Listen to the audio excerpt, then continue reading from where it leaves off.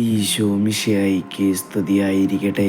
ഇന്ന് കർത്താവ് നമ്മെ ഓരോരുത്തർക്കും ഒരു സന്തോഷം നൽകുന്ന ഒരു വചനമാണ് എന്ന് പറയുന്നത്. കാരണം ഈ വചനം കേൾക്കുമ്പോൾ നമ്മളുടെ അവസ്ഥകൾ ഒന്നോർക്കാൻ നമുക്ക് സങ്കടമായിരിക്കാം. ഇനി എന്താണോ ആ അവസ്ഥയോർത്ത്, ഒരു സങ്കടകരമായ അവസ്ഥയോർത്ത് തന്നെ വീണ്ടും വീണ്ടും കരയുകയായിരിക്കാം. എനിക്കിനി ജീവിക്കേണ്ട, അങ്ങനെ വരെ തീരുമാനിച്ചവരുണ്ട്. കഴിഞ്ഞ കാര്യങ്ങൾ ഓർത്ത് സങ്കടപ്പെടുന്നവരുണ്ട്. അങ്ങനെ ഒട്ടനവധി ആൾക്കാർ, അവർക്ക് വേണ്ടി കർത്താവ് തിരഞ്ഞെടുത്ത വചനമാണിത്. വചനം എങ്ങനെയാണ് പറയുന്നത്?